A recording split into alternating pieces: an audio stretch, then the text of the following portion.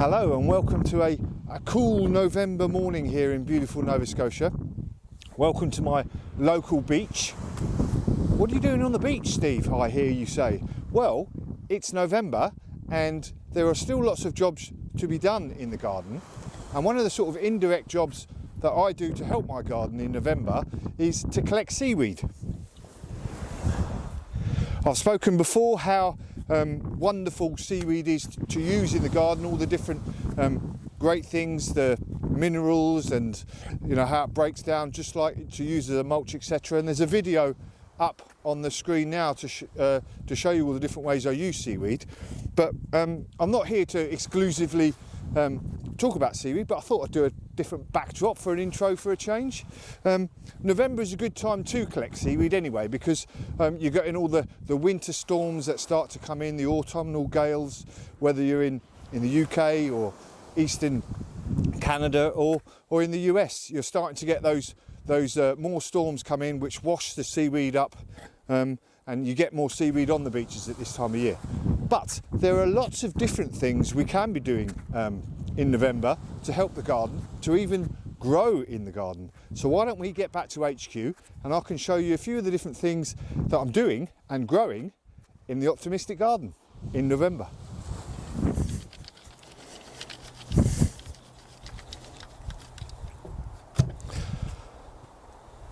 So most of you guys who have been following my channel recently will obviously know that at the moment I'm mostly preoccupied with building my new greenhouse, the Greenhouse Project 2020. But in between times, there's, you know, as I stated on the beach, there's a lot of jobs to be doing in November and things that I'm still growing in November that I need to pay attention to. And one of the most important jobs I feel that I have to do this November is sieving leaf mould. You know, I'm a big, as well as seaweed, I'm a big proponent of leaf mould, and this bin here has last year's leaf mould in it, and I'm sieving it down to make this fantastic, look at that, absolutely beautiful mix. And there's probably a video up there on leaf mould and how fantastic it is. But the reason that I'm sieving it down is because at the start of this year, I made a promise to myself that I was going to stop using peat. Peat compost, peat potting soil, whatever you want to call it. You know, as the majority of gardeners, I am increasingly worried about the climate, and I think it is one of our duties as a gardener, you know, to help both wildlife and the climate by being as organic and not affecting the environment as much as is possible. And one of those things is not using peat in the garden, not buying it from suppliers, and demanding our garden suppliers not use peat. And the reason we shouldn't be using peat is because you know, peat is like a sump for carbon, and digging that up releases all this carbon into the atmosphere, and obviously that is not good for the environment. Also, a year's worth of digging a peat bog, basically what that does is ruins 500 years of creating peat. It takes hundreds and thousands of years to create these peat bogs, and you know, by digging that up, we're just in a year ruining hundreds of years of peat creation.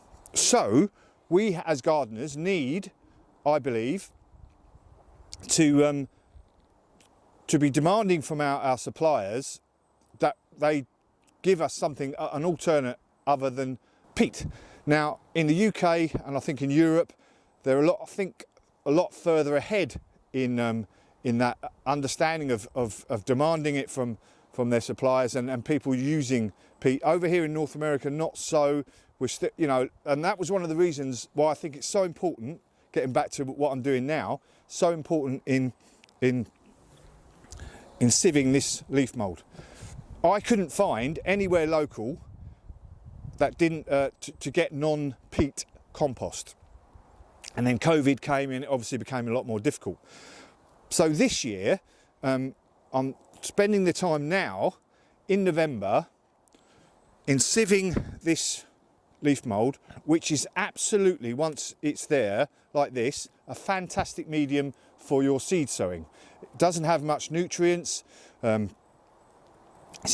doesn't have lots of pathogens in it, so it's good for the seedlings to start them off, because they don't actually need, the seeds don't need a lot of nutrients to start growing. They just need a nice medium, nice damp medium to get themselves going, and then we can think about some sort of the next level of compost when we're potting them up, etc. But last year, earlier this year, I hadn't prepared the year in the autumn before. I hadn't prepared doing this, so when I went to do it, everything was all frozen up here in Nova Scotia.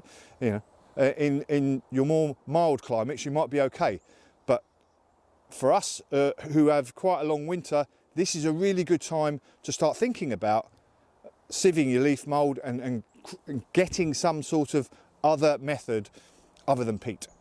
A bit of a long-winded story there, but sieving leaf mould creates this fantastic stuff that I will be using, and I'm bagging it up now, loads and loads of bags, so that I can fill my brand new greenhouse up with lots of healthy, lovely, non-peat created seedlings.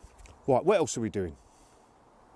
So I am definitely still growing here in November. What are we? November the 14th now, and I expect to be growing all the way into the new year, especially in this greenhouse. And at the moment I've got various different salad greens, rocket or arugula as it's also known, some Asian greens. I've got coriander for my nice curries, various different types of salad. At the back there I've got some kale, a great green to have in the winter. I much prefer it in the winter time. You get it in nice stews, and it's just a really good crop, and it doesn't mind a bit of cold. And around here, obviously, as you can see, I've got various different greens again, more greens and coriander and parsley, etc. And outside I've even got some more stuff. So I've still got broccoli growing. I've been harvesting various bits and bobs of this broccoli over the last few weeks, but I've still got some nice, still got some nice heads coming. Got battered a bit by some a bit of a blizzard we had the other day of snow, and because I haven't fully protected this with a like a cloche type thing, it got bashed about a bit. But I've still got lots of broccoli coming, as you can see, and I'll be harvesting this over the next few weeks. And all I do is provide a bit of protection with this garden fleece and just a ticket. I've still got carrots going here along, and I'm about to cover these because I want these to last until Christmas. So I'm trying to not to eat too many carrots between now and Christmas, because I want some nice juicy roast carrots on Christmas Day.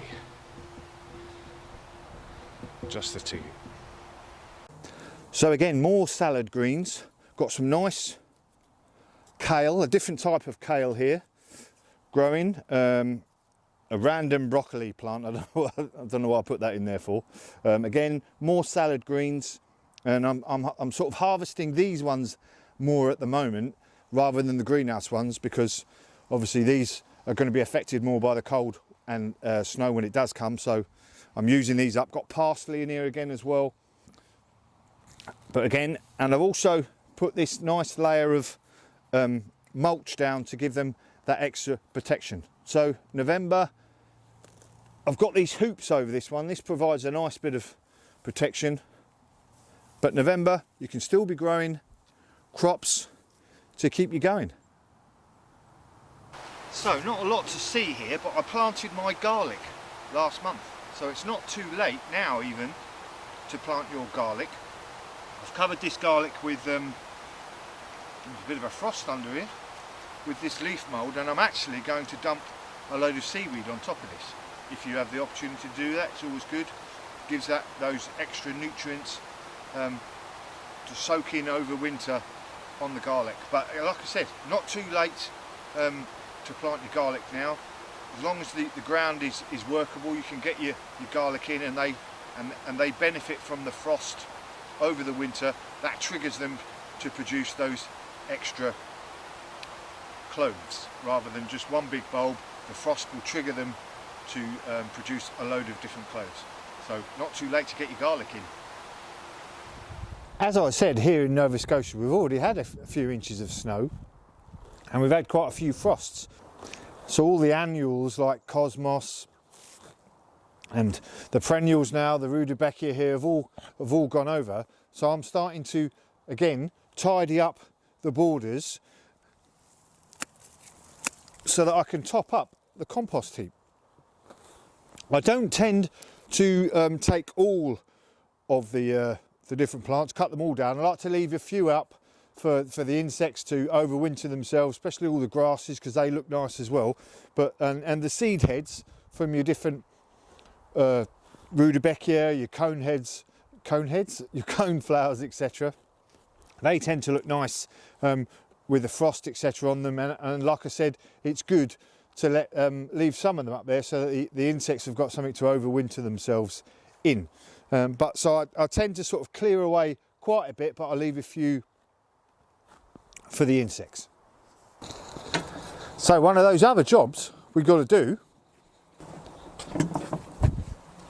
is to keep topping up the old compost heap. And as most of you know already, I'm lucky.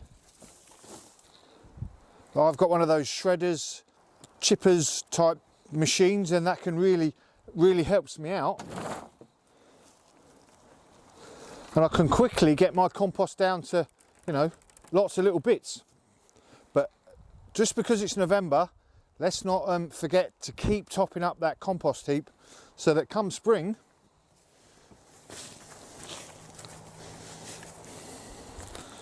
we've got some nice crumbly compost to again help us get away from using peat compost, peat potting soil, and also obviously to help top up our borders, etc. So there's a few of the different jobs that I'm doing in November.